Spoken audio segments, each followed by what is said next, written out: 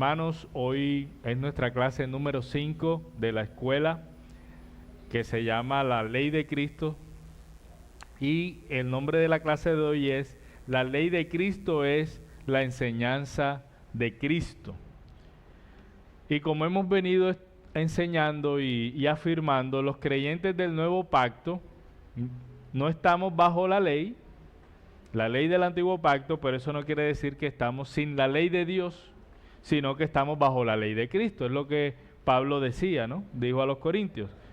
Y para resumir, ¿qué es la ley de Cristo? Entonces, o para tener un entendimiento más concreto de la ley de Cristo, nosotros creemos que la ley de Cristo es lo que Dios exige a los cristianos del nuevo pacto que ya no están bajo la ley de Moisés.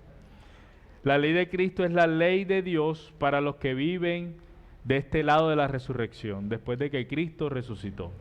Y hemos definido la ley de Cristo con 5 términos. La ley de Cristo es la ley del amor, ya de eso estuvimos hablando.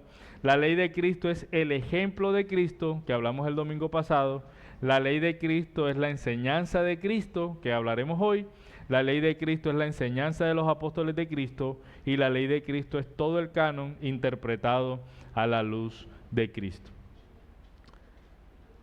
Así que hoy veremos el tercer punto de esa definición. La ley de Cristo es la enseñanza de Cristo, y creo que este punto pudiera ser el más sencillo de explicar, porque yo creo que la mayoría de cristianos puede entender o puede estar convencido de que lo que Jesús enseñó es ley para los cristianos. Si Jesús enseñó algo y demandó algo de sus discípulos, entonces la mayoría de cristianos yo creo que está de acuerdo en que eso es autoridad para sí. ¿Sí? Creo que aquí no vamos a tener quizás tantos problemas, ¿verdad?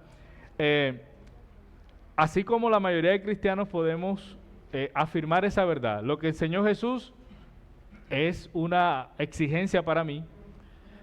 Asimismo fue para los escritores del Nuevo Testamento. Es decir, pensar así está bien, porque así fue como los escritores del Nuevo Testamento también lo enseñaron. Para los escritores del Nuevo Testamento, la ley de Cristo no es solo su ejemplo y su persona, sino también su enseñanza, porque Jesús es el gran profeta, nuestro gran profeta. El Antiguo Testamento, vámonos a Deuteronomio 18.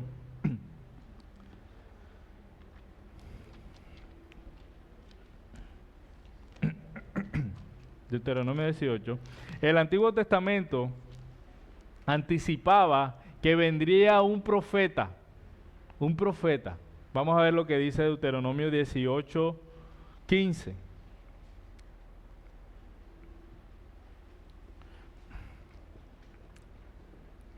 Dice el texto: un profeta de en medio de ti y de tus hermanos, como yo. Está hablando Moisés al pueblo. Cuando él dice como yo, o sea que Moisés era profeta. Te levantará el Señor tu Dios. ¿Y qué dice? A él oirán.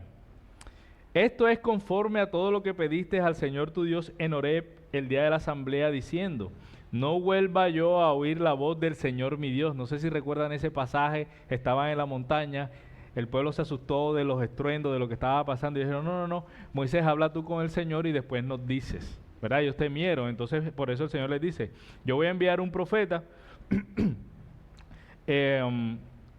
según lo que ustedes pidieron en Horeb, diciendo: no vuelva yo a oír la voz del Señor mi Dios, no vuelva a ver este gran fuego, no sea que muera. Y el Señor me dijo: bien han hablado en lo que han dicho. Un profeta como tú, Moisés, levantaré de entre tus hermanos, y pondré mis palabras en su boca, y él les hablará todo lo que yo le mande. O sea que desde Deuteronomio se anticipaba que vendría un profeta, al que el pueblo oiría. Y este profeta, este pasaje pudiera también entenderse como la realidad de que vendrían otros profetas, como Jeremías mismo, ¿no? Que hemos estado hablando, como Isaías. Vendrían profetas que hablaban de parte de Dios, pero este pasaje también anuncia que vendría un profeta específico en el futuro. Vamos a Números 12. Números 12.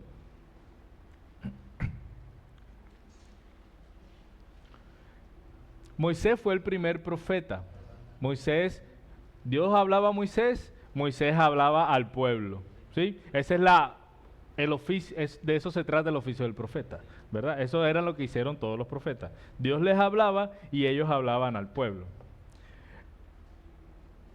Miren lo que dice Números. Él dijo, oigan ahora mis palabras, si entre ustedes hay profeta, yo el Señor me manifestaré a él en visión, hablaré con él en sueños. Es decir, hasta aquí Dios dijo, mira, van a haber más profetas. Pero había algo especial en Moisés, porque el verso 7 dice, no así como mi siervo Moisés, no así como mi siervo Moisés. En toda mi casa él es fiel, cara a cara hablo con él, abiertamente y no en dichos oscuros, y él contempla la imagen del Señor. O sea que el Antiguo Testamento decía, vendrá más profeta, pero es que este profeta es especial, pero vendrá uno mayor. Vamos a llegar ahí. Estoy haciendo, hice un spoiler, pero vendrá un profeta al que el pueblo irá, ¿verdad? El Antiguo Testamento, en los primeros libros del Antiguo Testamento se instituyó el oficio de profeta. ¿Cómo iba a funcionar? Dios le hablaría a ese profeta en sueños, en visiones, para que el profeta hablara al pueblo. Pero Moisés era especial. Lo dice porque yo a Moisés le hablo cara a cara, dice el texto, ¿no? Así que Moisés fue el inaugurador del antiguo pacto, porque él entregó el antiguo pacto, pero también era como un prototipo de profeta, del oficio de profeta. Miren lo que dice Deuteronomio 34 al final, ya del libro de Deuteronomio, 34, 9.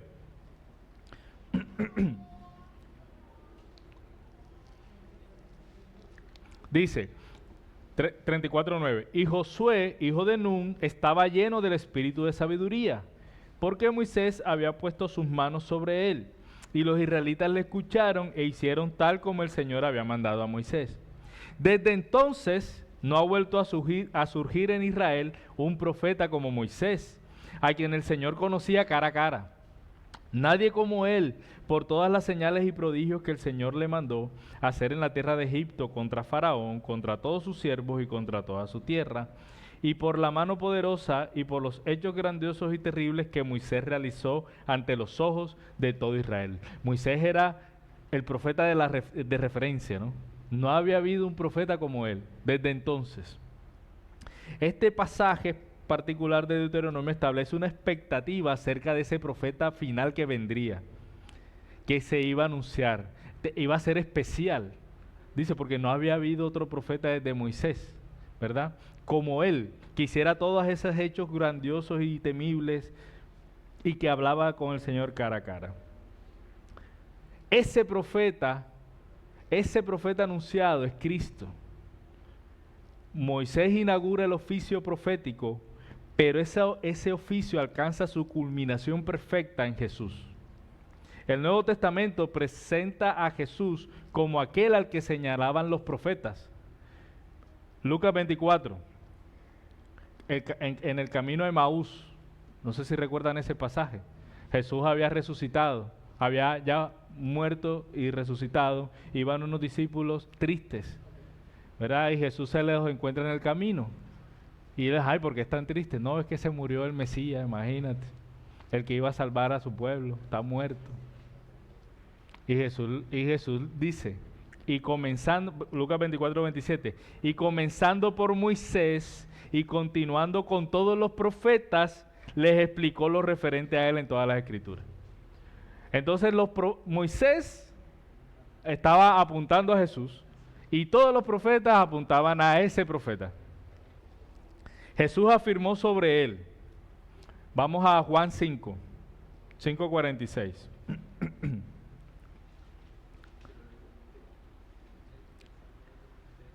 Confrontando a los fariseos, les dice, ustedes a mí no me creen.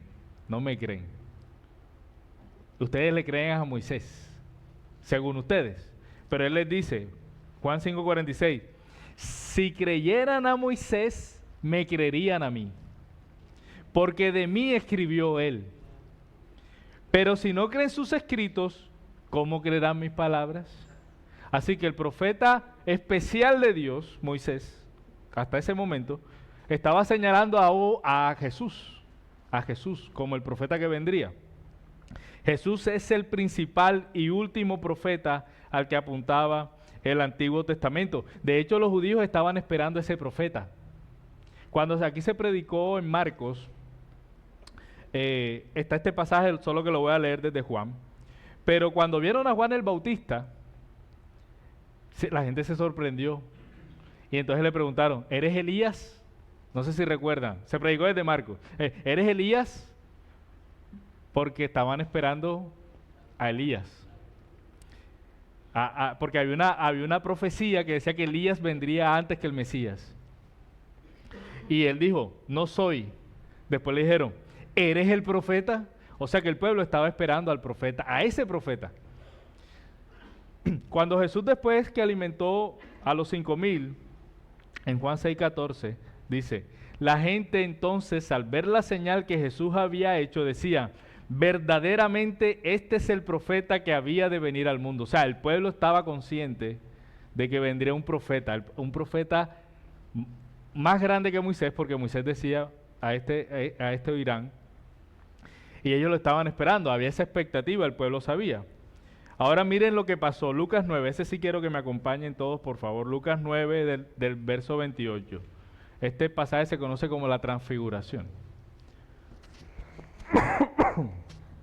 Lucas 9, 28, sí.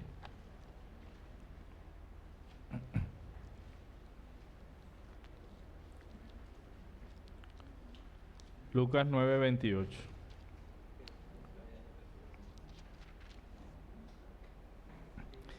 Dice, y como 8 días después de estas palabras, bueno, Jesús había hablado con Pedro, y Pedro dijo, tú eres el Cristo, el Hijo del Dios viviente, y Jesús le dijo, bueno, sobre esta roca edificaré mi iglesia. Dice, como 8 días después de estas palabras, Jesús tomó con él a Pedro, a Juan y a Jacobo, y subió al monte a orar. Mientras oraba, la apariencia de su rostro se hizo otra, y su ropa se hizo blanca y resplandeciente. Y de repente 2 hombres hablaban con él. ¿Quiénes eran? Moisés y Elías, quienes apareciendo en gloria hablaban de la partida de Jesús, que él estaba a punto de cumplir en Jerusalén. Entonces estaba Jesús, estaban orando, estaban algunos de sus discípulos, y al lado de Jesús entonces Elías y Moisés. Pedro y sus compañeros habían sido vencidos por el sueño, pero cuando estuvieron bien despiertos, vieron la gloria de Jesús y a los 2 varones que estaban con él. Y al retirarse ellos de él, Pedro dijo, Maestro, es bueno quedarnos aquí, hagamos 3 enramadas. Pedro entusiasmado, ¿no? Una para ti, otra para Moisés y otra para Elías. Pero Pedro no sabía lo que decía. Bueno, todos conocemos a Pedro, ¿no? Entonces, y a Pedro también.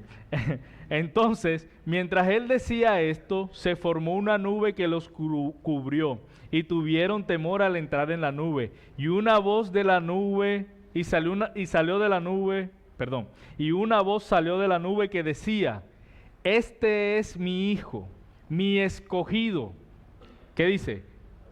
Oigan a él oíd. Después de oírse la voz, Jesús se quedó solo. Ellos mantuvieron esto en secreto, por aquellos días no contaron nada de lo que habían visto. A él oíd. Se parece a Deuteronomio. Enviaré un profeta. A él oirán. A él oirán. Estaba Moisés y estaba Elías. Moisés, el gran Moisés, no tú, Moisés. El gran Moisés, que Dios hablaba cara a cara, estaba ahí, y estaba Elías, un profeta extraordinario, hizo muchos milagros. Y el Señor dice una voz, este es mi hijo, a él oíd, este es el profeta que todos iban a oír. Cuando los apóstoles predicaron en Hechos, Pedro y Felipe, Esteban, ellos tomaron Deuteronomio para decir, ustedes mataron al profeta que había que oír. Ellos aplicaron Deuteronomio, el que leímos al inicio, a Jesús. Sí, o sea que los discípulos de Jesús supieron que Él era el profeta. Él era el profeta. Este profeta no sería como Moisés específicamente, sería mayor que Moisés. Y por eso este pasaje de la transfiguración es impresionante, porque el Señor con su propia voz le dijo a sus discípulos, oigan a Jesús, porque Moisés apuntaba a Jesús y Elías tipificaba a Jesús. Oigan a Jesús. ¿Y qué pasó? Después quedó solo Jesús. Después quedó solo Jesús. Las Escrituras presentan a Jesús como más grande que Moisés.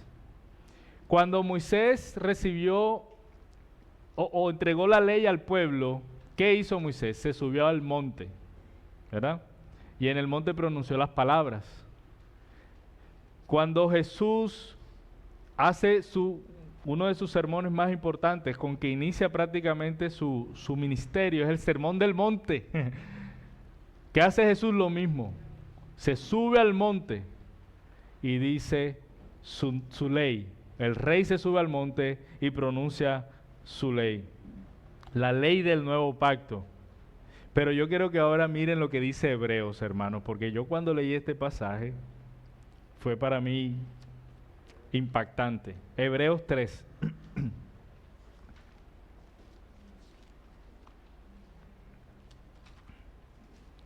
Voy a leer del 1 al 6. Hebreos 3.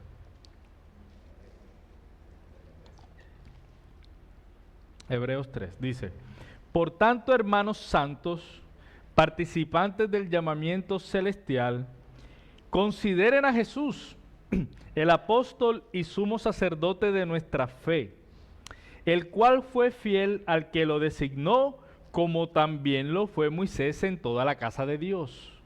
Ok, Jesús fue fiel, ¿verdad? Al que lo designó, como también fue Moisés. Moisés fue fiel en toda la casa de Dios.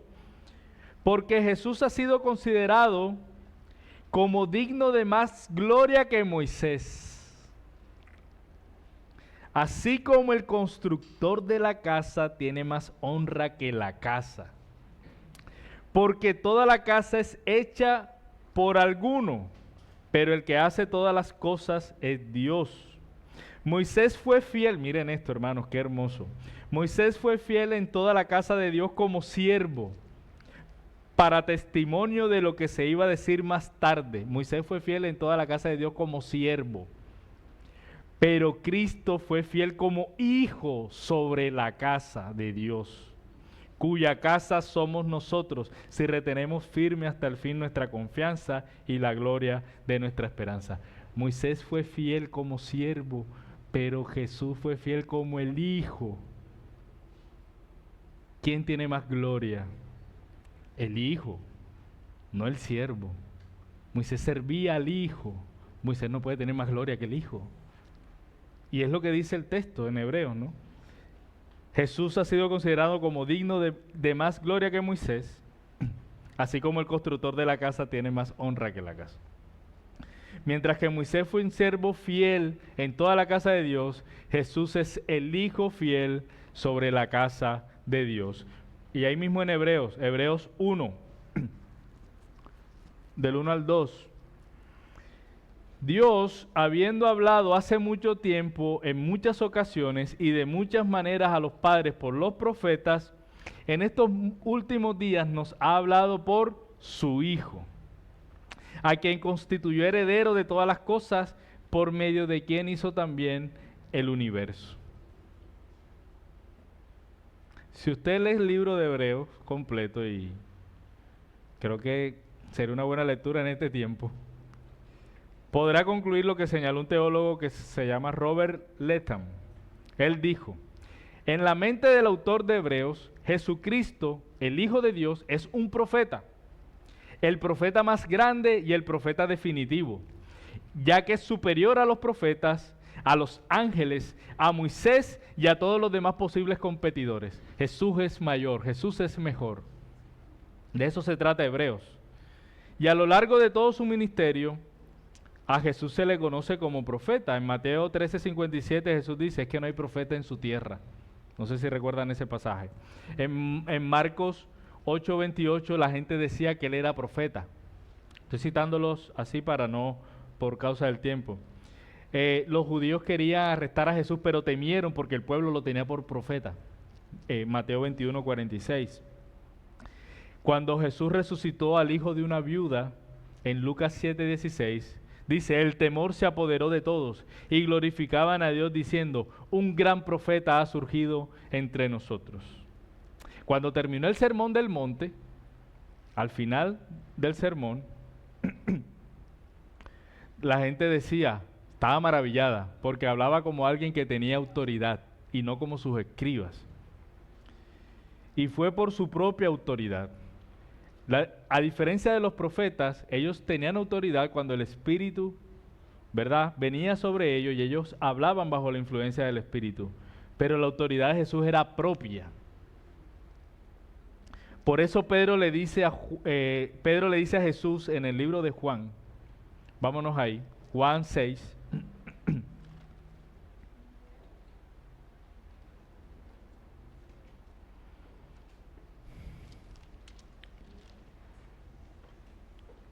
Juan 6:66.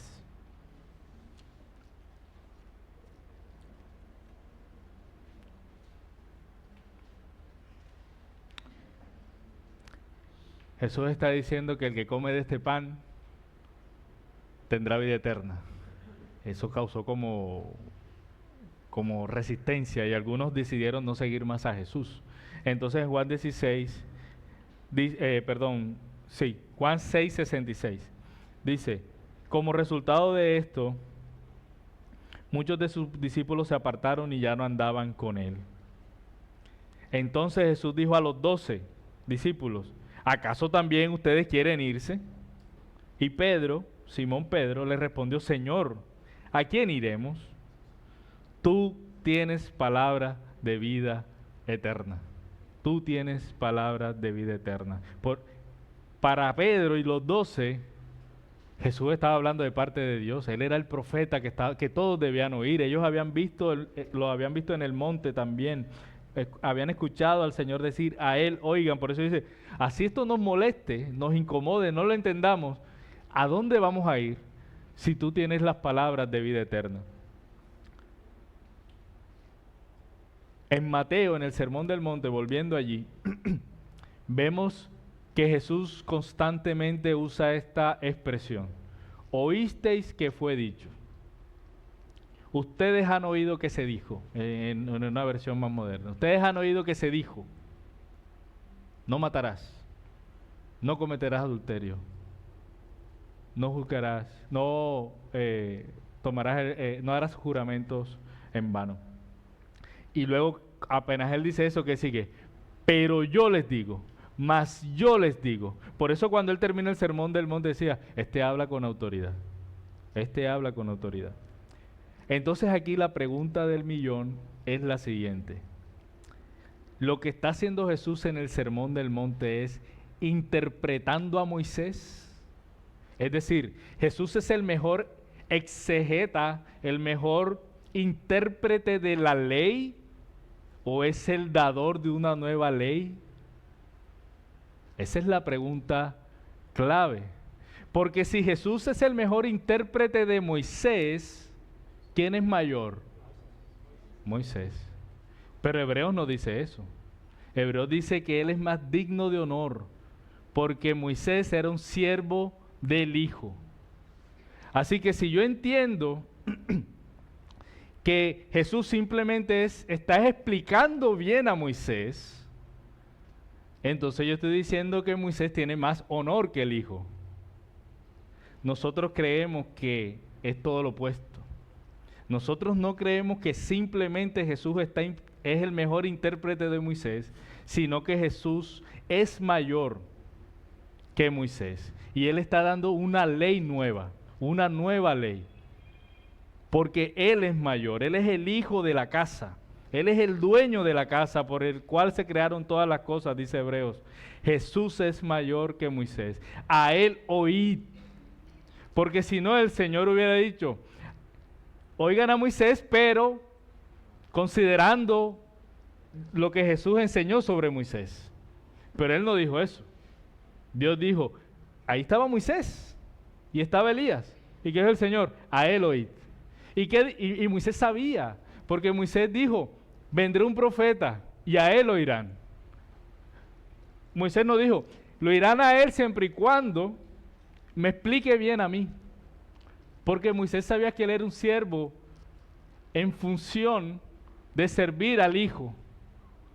Él no era digno de mayor honra que el Hijo. Así que si nosotros pensamos que el Sermón del Monte es la reinterpretación de Moisés, entonces no estamos siendo honestos con lo que dice Hebreos respecto a Jesús. Y con lo que el mismo Jesús dice de sí mismo. Dice, si creen a Moisés, a mí me creerían, porque él habló de mí. Y en su sermón él dice, pero yo les digo. Y él no simplemente está diciendo, no, es que matar Moisés lo que quería decir. No, pero yo les digo que si tú odias a tu hermano, eres culpable ante el juez. Es una nueva ley, no es una reinterpretación de Moisés o la mejor interpretación de Moisés. Es una nueva ley, es lo que creemos. Y así como dice el Señor en Hebreos 1:1, volviendo a Hebreos, el Señor nos habló en el tiempo y a nuestros padres por los profetas, muchas veces y de muchas maneras. Y dice, y hoy nos habla ¿por quién? Por el Hijo. A Él oíd.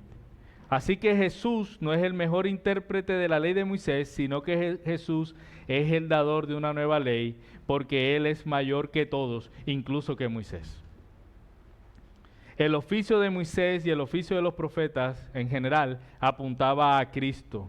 Así que si todo apuntaba a Cristo, es decir, Moisés apuntaba a Cristo, los profetas apuntaban a Cristo. ¿Cómo es que aquel a que todo apuntaba ahora va a decir, vámonos para Moisés otra vez? No, es lo que creemos. Si todo apuntaba a Jesús, Jesús es el dador de una nueva ley. Porque Él no va a decir, bueno, vámonos otra vez a Moisés para entender bien. No, porque el propósito de la ley y de los profetas era anticipar la venida del nuevo legislador, del nuevo rey, de su nueva creación, de todas las cosas como serían. Era una sombra de lo que había de venir. Así que la sustancia que es Jesús no va a irse a la sombra nuevamente, que ya no se necesita la sombra porque ya tienes a la persona, a lo que todo apuntaba hasta ahí, y Él viene a hablar y el Señor dice, a Él oíd. Su enseñanza tiene autoridad porque Él es el legislador soberano, porque Él habló tal como el Padre le enseñó, dice el Señor. Yo no hablo mis palabras, sino las que el Padre me dio. Por eso Pablo puede decir, yo no estoy bajo la ley, pero no estoy sin la ley de Dios, que es la ley de Cristo. Porque la enseñanza de Jesús es ley de Dios, porque Jesús no habló por su propia cuenta, sino que habló todo lo que el Padre le dijo que hablara. Así que las enseñanzas de Jesús, nuestro profeta, evidentemente contienen su nueva ley, ¿verdad? Todo lo que Jesús enseñó hace parte de esa nueva ley del reino de Dios. Y el resto de los autores del Nuevo Testamento proclaman esas enseñanzas en sus cartas a las iglesias, en sus escritos. Constantemente lo hacen. Vamos a ver un ejemplo en Romanos 12. Romanos 12.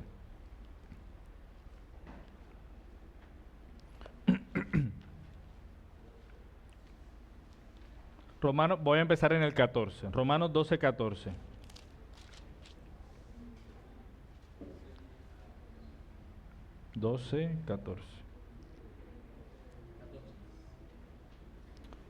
Creo que lo anoté mal. Dice, bendigan a los que los persiguen, bendigan a los que los maldigan. No es Romanos 12, 14, déjame ver. Anoté mal la referencia.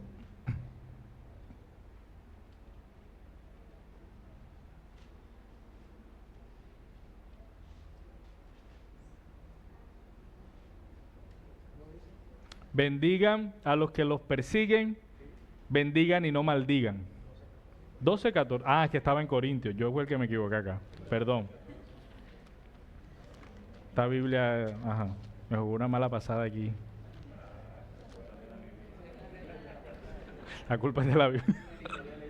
La editorial esa, no. Vamos a quejarnos. Romanos 12, 14. Bendigan a los que los persiguen, bendigan y no maldigan. ¿Quién enseñó esto? Jesús. Romanos 12, 17. Nunca paguen a nadie mal por mal. ¿Quién enseñó eso? Jesús. Romanos 12, 21. No seas vencido por el mal, sino vence el mal con el bien. ¿Quién enseñó eso? Jesús. Romanos 13, 7.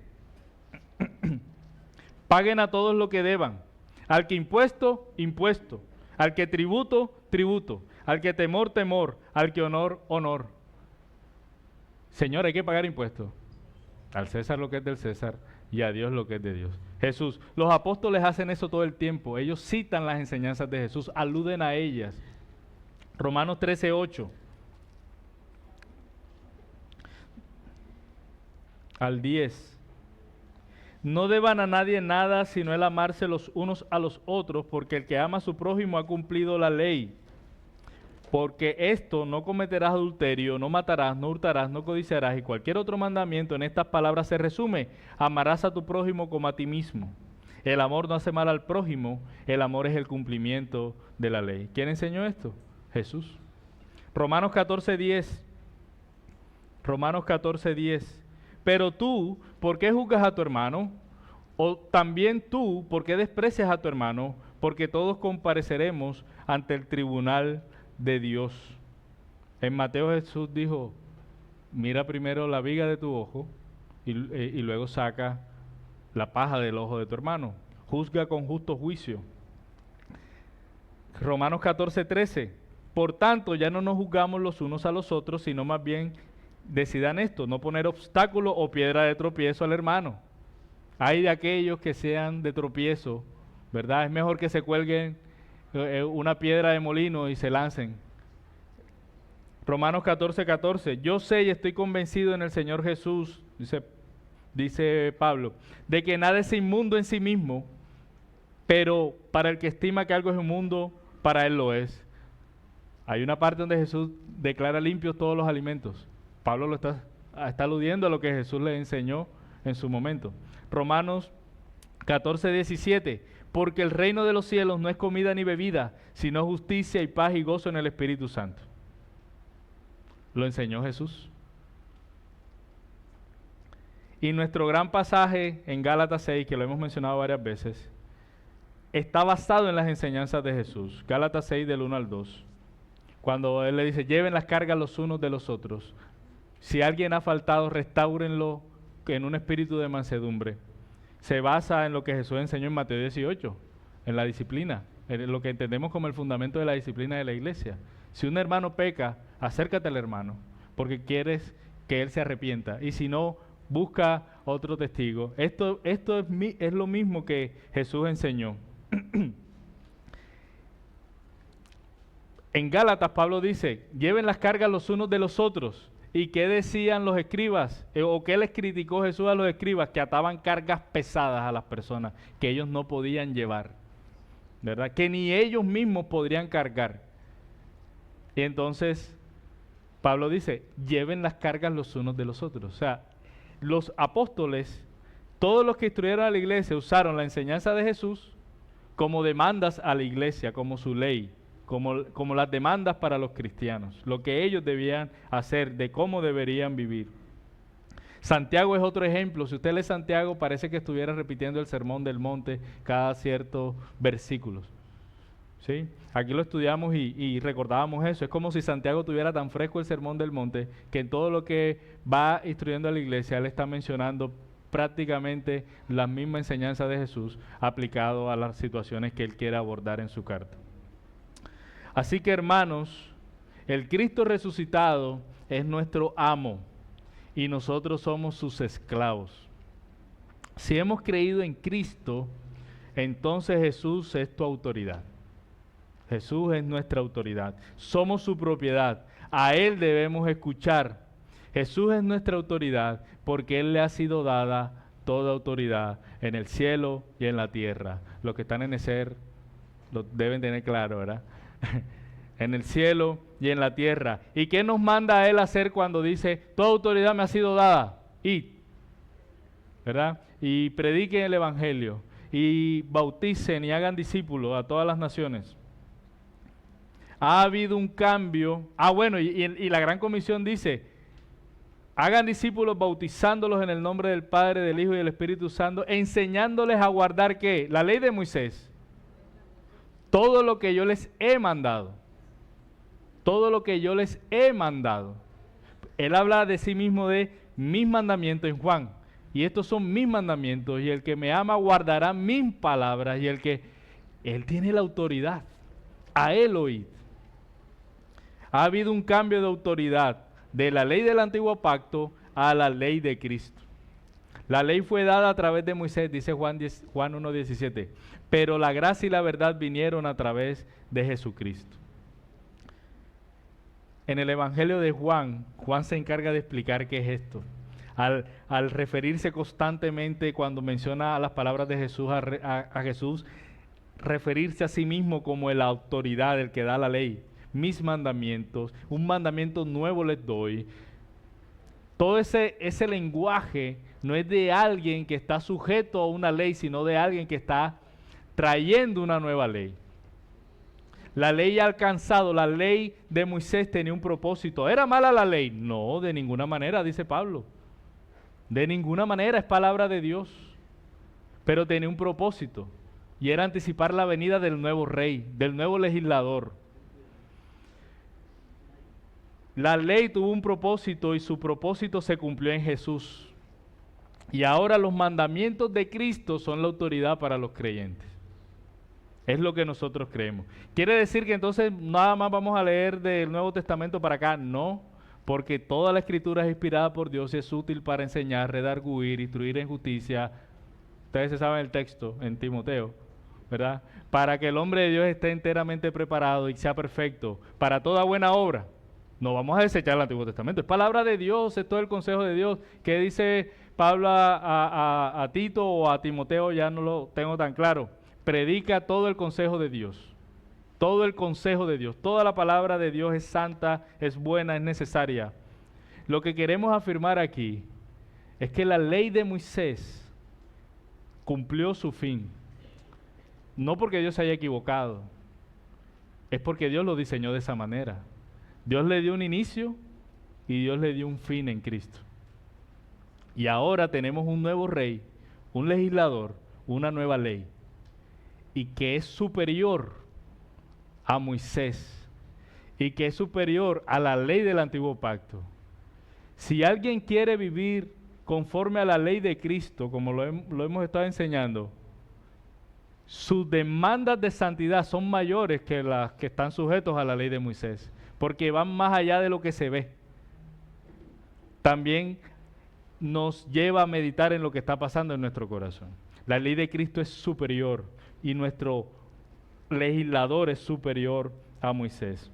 La ley de Cristo es la ley del amor, la ley de Cristo es el ejemplo de Cristo y la ley de Cristo es la enseñanza de Cristo. Oremos, hermanos.